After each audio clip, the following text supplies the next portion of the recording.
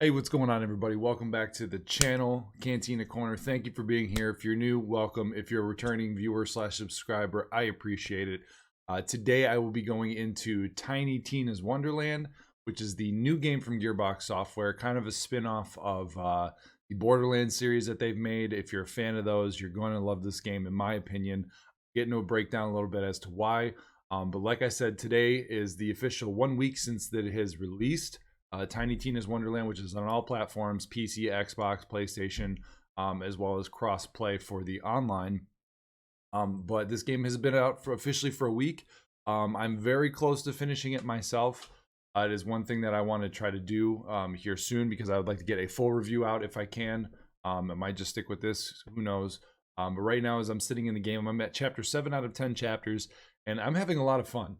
This game is a lot of fun. If you're into looter shooters, or let me put it this way: if you like looter shooters, you're gonna like this game. There's a lot of loot. Borderlands does a fantastic job, always making sure that there is like a zillion different guns you can get, abilities, comedy, all that stuff. And if you like Borderlands, you're gonna like this game. Borderlands is back in its prime, in my opinion. Um, I haven't had this much fun with a Borderlands game since Borderlands 2. Granted, I did not play 3. I heard some mixed things about 3. People still said 3 was solid, but I heard that they didn't like some characters and story and yada yada. But so far, as far as being someone who's played 1 and 2, never played the prequels. I really didn't do a lot of the sorry, my nose. A lot of the DLC. I never really did a lot of those. I just did the first base 2 games, and I liked them. I really did a lot. And this one is a lot of fun. The cast that they have so far, as far as the voice acting in this game, obviously you've got Claptrap back. You know, no surprise there. And I will say this: I didn't say it in the beginning, but spoilers for anybody who hasn't, played this game or doesn't want any jokes ruined. I will be talking about some of them to emphasis, why I love this game and how the writing is so good. But you've got the 3 main characters. I'm gonna have to pull up her name real quick because I am going to butcher it up. Tiny T actor. I don't want to. I don't want to. Yes, Ashley Burch. That's right. So you've got the 3 different comedic styles here that are coming in the main characters. From Andy Samberg playing one of the main characters, Wanda Sykes playing a robot. She's another main character. Then you've also got Ashley Burch playing Tiny Tina, which are the 3 main voices that you're going to hear throughout the game, and also who is voicing the villain, Will Arnett. Will Arnett's been in a lot of stuff, a lot of different comedy movies. He's been on SNL. He's been on a ton of things. Um, so this game has a lot of humor, to the point where they're even riffing off of like pop culture type stuff, but doing it very, very well. Like there's Star Wars jokes that have been thrown in there. I just did a mission the other day where it was a bunch of Smurfs, where you were literally helping goblins, but they were called the Murphs instead of the Smurfs, and they always said Murph and Murph this, Murph that, instead of saying Smurf this, Smurf that, just like the show. Had to fight off a legion of blue Smurf or blue Murphs that were the evil, corrupted Murphs, and there's so much fucking humor.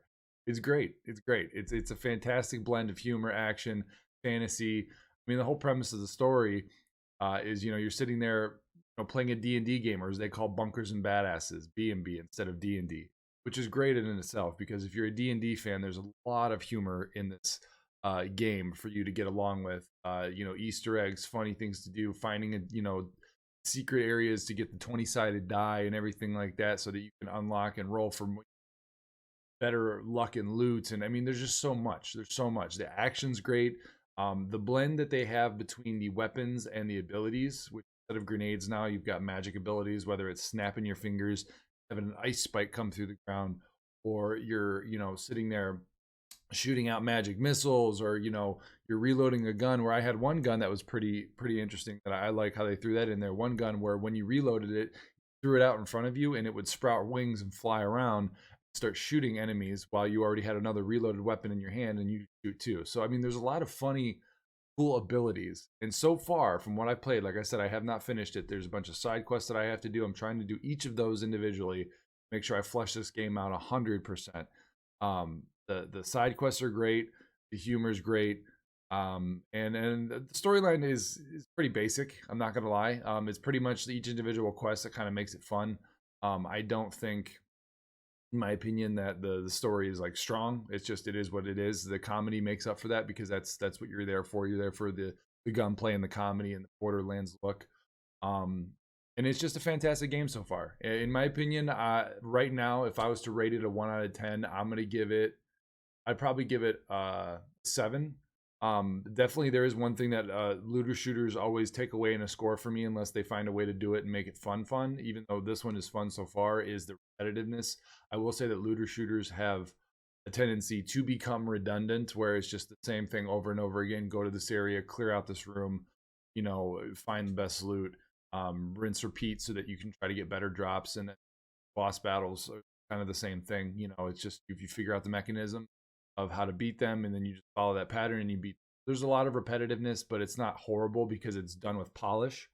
Gearbox, fantastic company when it comes to making polish on these types of games. From what I've always experienced.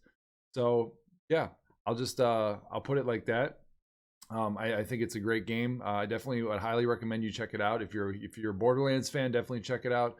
If you want a good offline game that you can play by yourself, and also, might I add, split screen. You can play split screen locally. So I can do split screen at home with someone. It's a very fun thing to do. So if you got a friend or family member, or girlfriend, boyfriend, whatever, it's a fun thing to play with them. Even if they don't know how to play, they can get in there and just kind of be a meat shield for you. Just run around and shoot things while you're sitting there doing your thing. I mean, it would be a lot of fun. It's hectic. But yeah, let me know what you think down in the comments below. Like I said, if you're new to the channel, welcome. Please subscribe if you'd like to. Hit that like or dislike notification button. All that good stuff. Make sure to check out the socials. Discord, Facebook. Obviously, you're here on YouTube, Twitter. Anything you can think of, would greatly appreciate it to help out the channel. And we've always got a bunch of stuff coming your way. But let me know what you think about Borderlands, Tiny Tina's Wonderland. Let me know if you have it, if you're going to get it and check it out. I would highly recommend it. Like I said, as of right now, without finishing it, 7 out of 10. We'll see what it's like when I finish it. But yeah, that's just an update on that. So you guys take it fucking easy, and I will next time.